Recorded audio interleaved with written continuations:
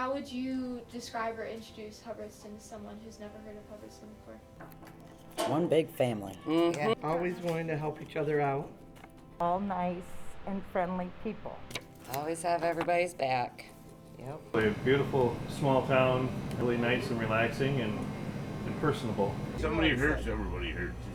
There's only 400 people, but there's 410 good people. Everybody helps each other out, you know. If you're in a bind, they're there to help you, and it's always been that way ever since I can remember. My name is Ann Fahey, and I joined the Hubbardston Area Historic Society in the year 2002. I came to Hubbardston in 1963. I married a Hubbardston person, so we moved here, raised our children. It's a nice little Irish town. The people are very friendly. I've been around Hubbardston since 1932. And it's kind of settled in a little valley, because anyway you go out of Hubbardston, you have to go up a hill. And I was born into a family of 15 kids.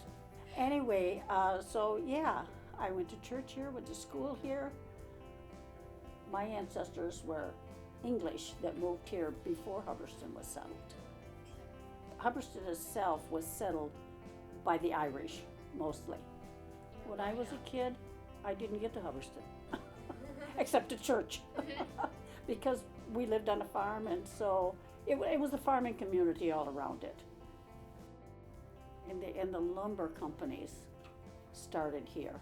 That's what actually brought the people to Hubbardston, was the lumber, the pines. Hi, I'm Sean O'Grady from Hubbardston, Michigan. So, my dad moved to Hubbardston with his brother and his mom when he was 2 years old. They lived in Chicago, down by the stockyards, and my grandfather got killed in a train accident in the stockyards.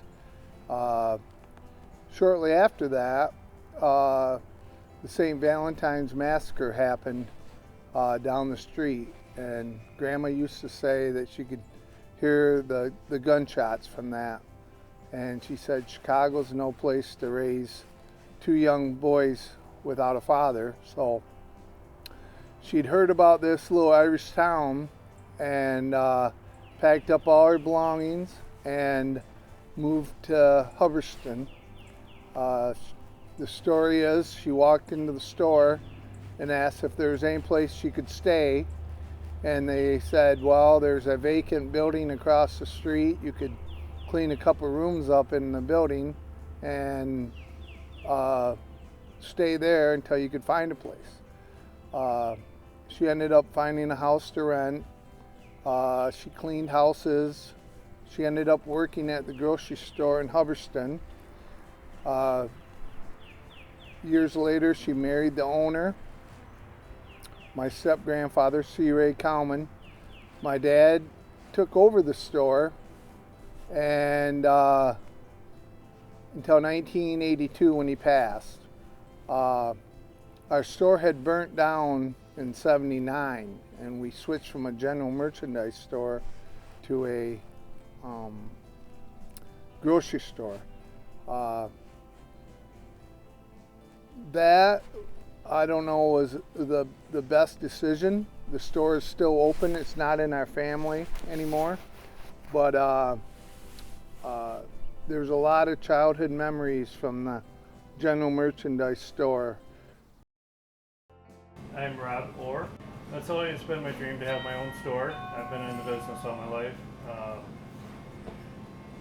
We knew the previous owners, and they gave us a good deal and good opportunity to buy it, and so we took it, gave it a shot.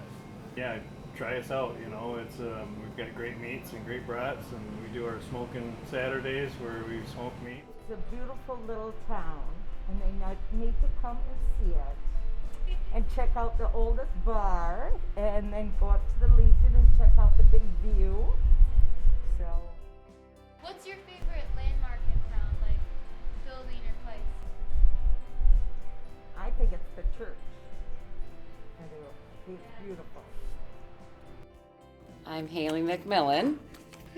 Sheila Thurston. Sherilyn Ward. Carla Daly. What are your favorite places in Hubbardston? The Legion. Legion. That's about the only place I go other than the store, but. I like Shields and the store and Well, I like Shields too, but I never get there. right. But my Sunday hangout is usually the Legion.